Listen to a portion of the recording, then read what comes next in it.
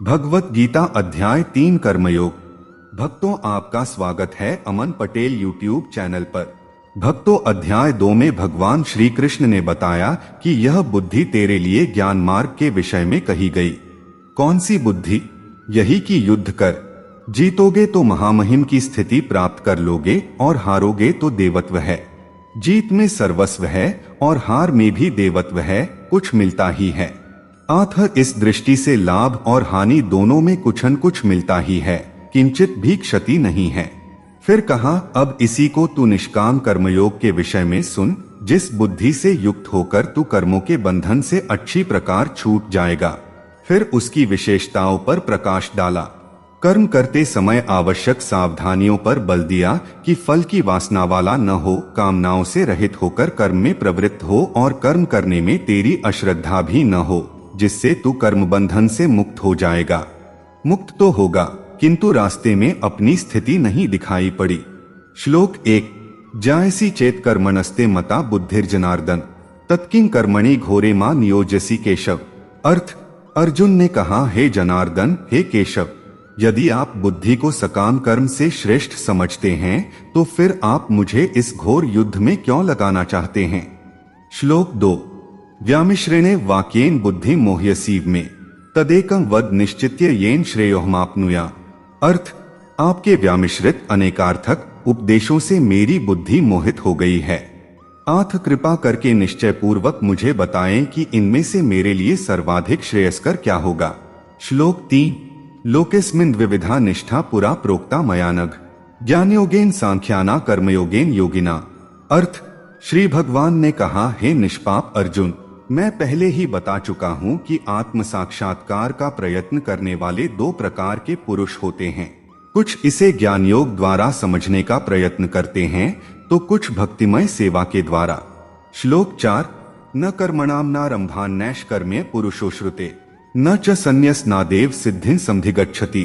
अर्थ, न तो कर्म से विमुख होकर कोई कर्मफल से छुटकारा पा सकता है और न केवल संन्यास से सिद्धि प्राप्त की जा सकती है। श्लोक 5।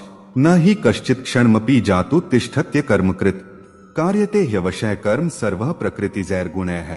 अर्थ, प्रत्येक व्यक्ति को प्रकृति से अर्जित गुणों के अनुसार विवश होकर कर्म करना पड़ता है।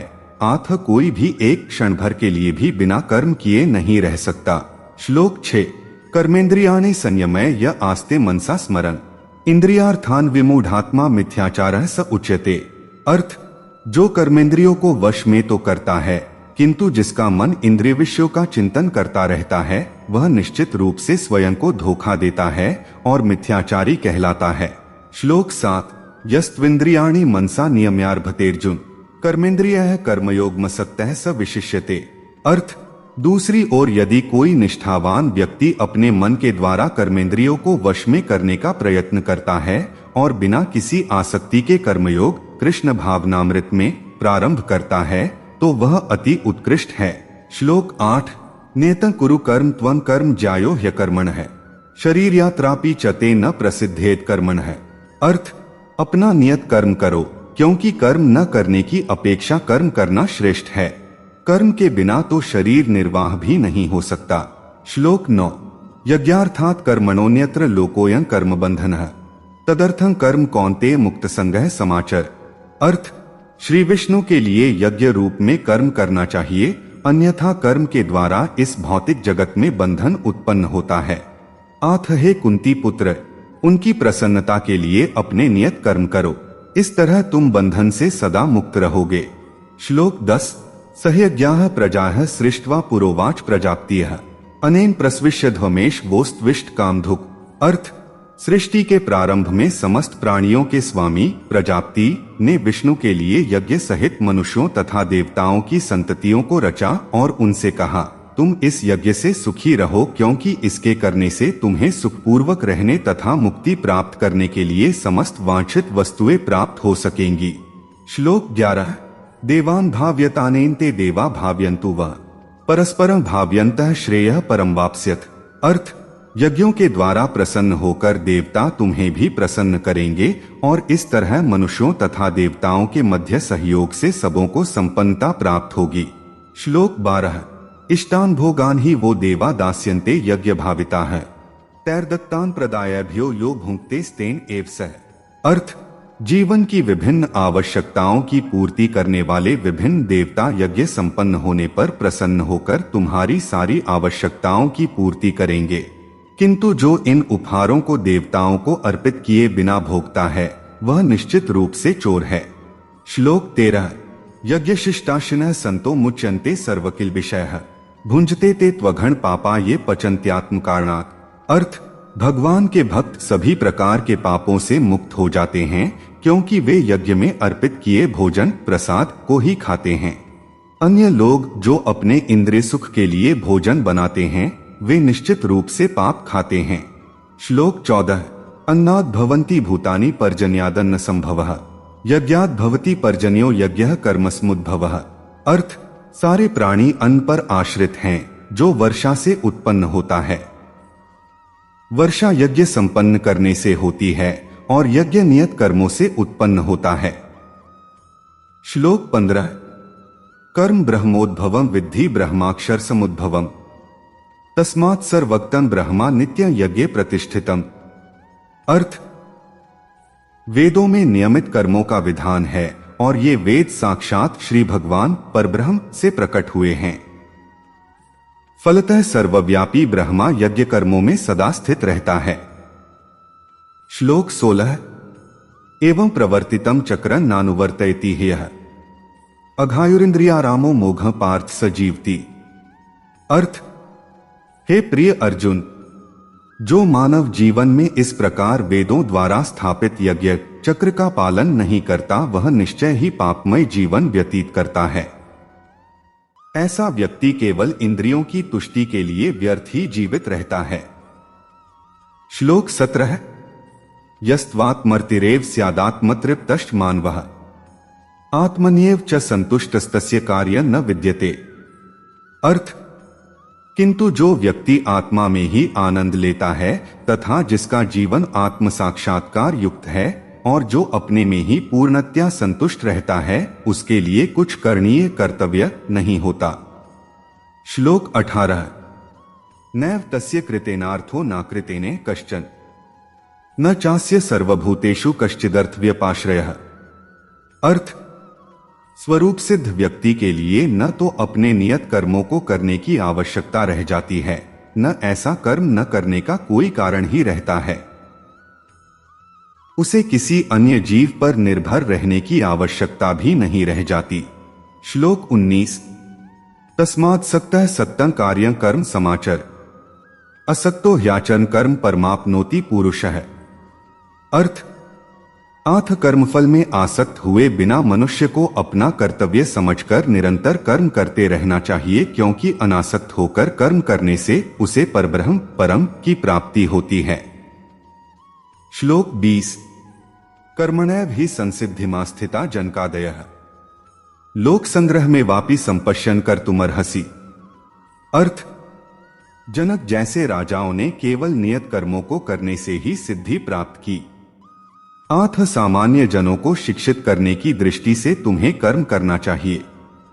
श्लोक 21। यद्यदाचरति श्रेष्ठस्तत्तदेवेत्रो जनः स यत् प्रमाणम कुरुते लोकस्तदनुवर्तते। अर्थ, महापुरुष जो जो आचरण करता है सामान्य व्यक्ति उसी का अनुसरण करते हैं। वह अपने अनुसरणीय कार्यों से जो आदर्श प्रस्तुत करता है संपूर्ण विश्व उसका अनुसरण करता है। श्लोक 22। न मे पार्थास्ति कर्तव्यं त्रिषु लोकेषु किंचन नान्वाप्तं वाप्तव्यं वर्त एव च कर्मणि। अर्थ, हे पृथापुत्र, तीनों लोकों में मेरे लिए कोई भी कर्म नियत नहीं है, न मुझे किसी वस्तु का अभाव है और न आवश्यकता ही है, तो भी मैं नियत कर्म करने में तत्पर रहता हूं। श्लोक 23। यदि ह्यः न वर्तेयं जातु कर्मण्य तंद्रितः मम वर्तमानुवर्तन्ते मनुष्याः पार्थ सर्वशः। अर्थ, क्योंकि यदि मैं नियत कर्मों को सावधानी पूर्वक न करूं तो हे पार्थ, यह निश्चित है कि सारे मनुष्य मेरे पथ का ही अनुगमन करेंगे। श्लोक 24। उत्सीदेयुरिमे लोका न कुर्या कर्म चेदहम संकरस्य च कर्ता स्यामुपहन्यामिमाह प्रजा है। अर्थ, यदि मैं नियत कर्म न करूं तो ये सारे लोग नष्ट हो जाएं।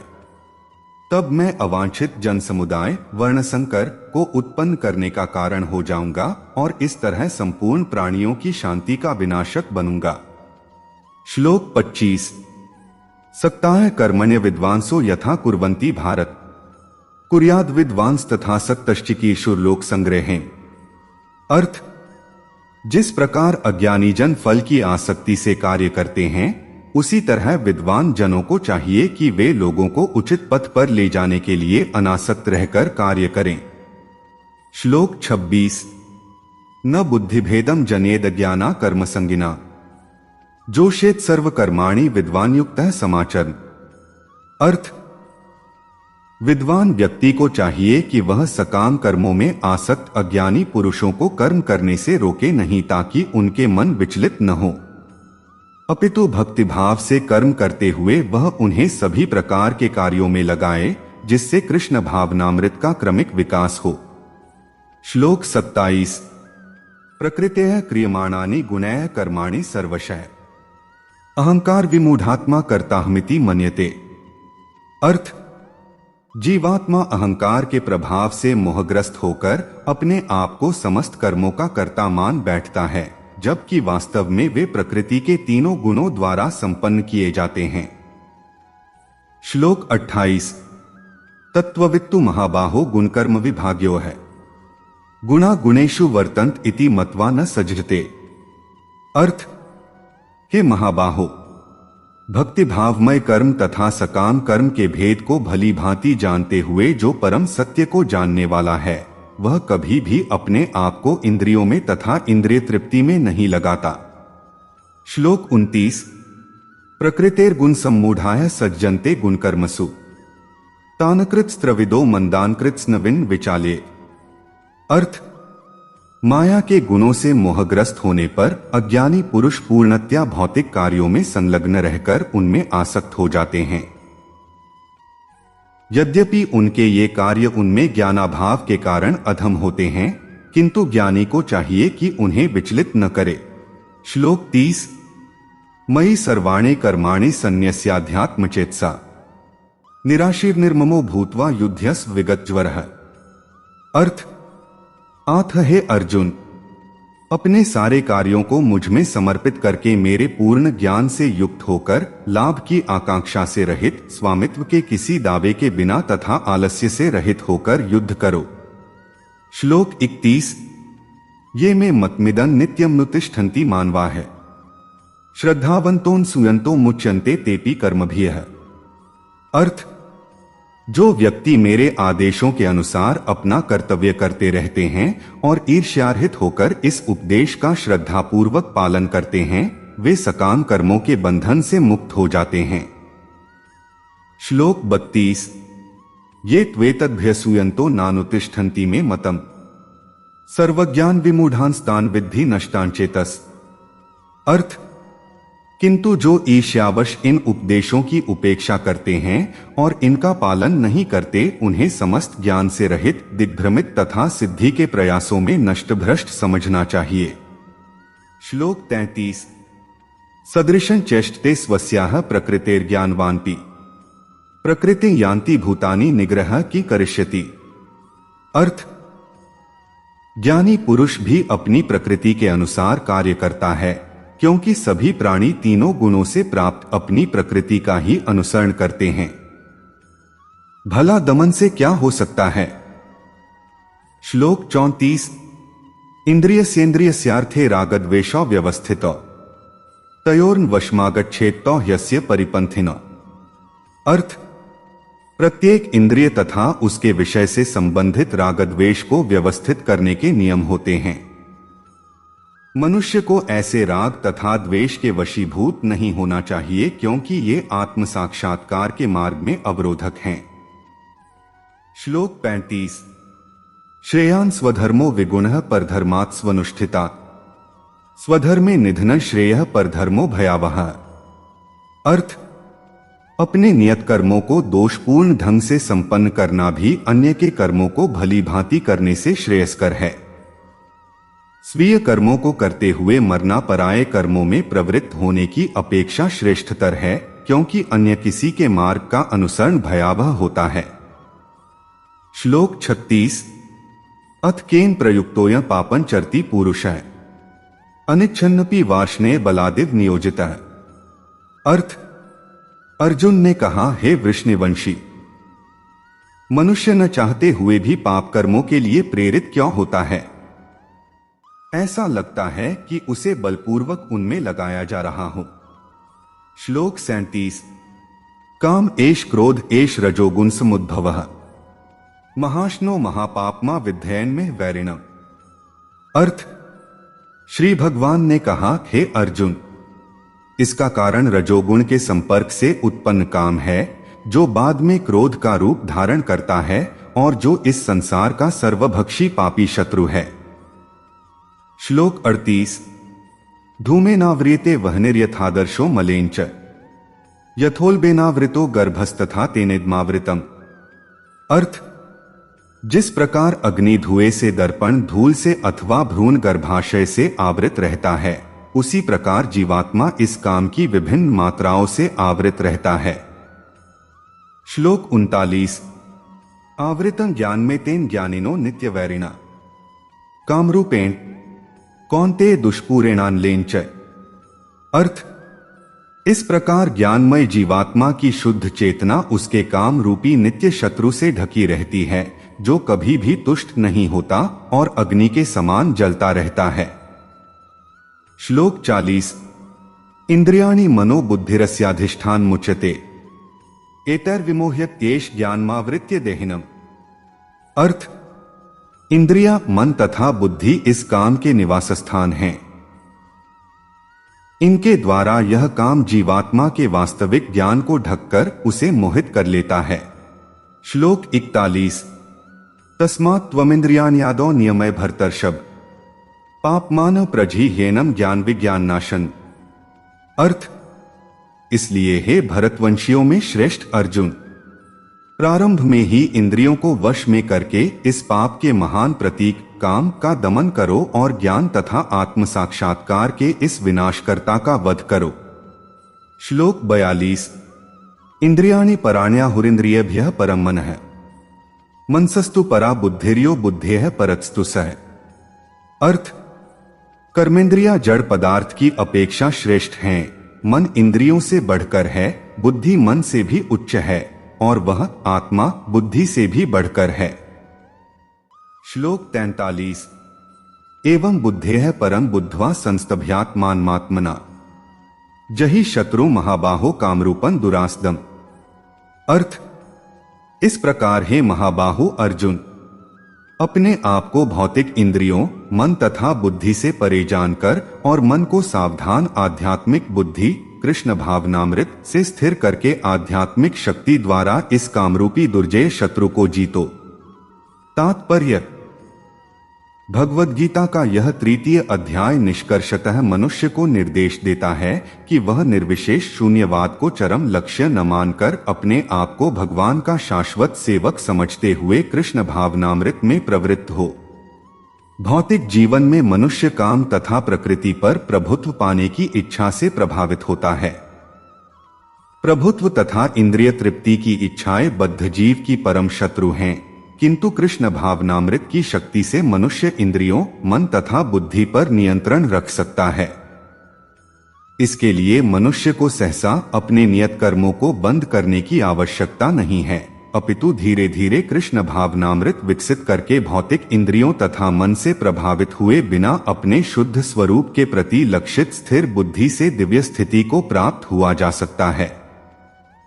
यही इस अध्याय का सारांश है।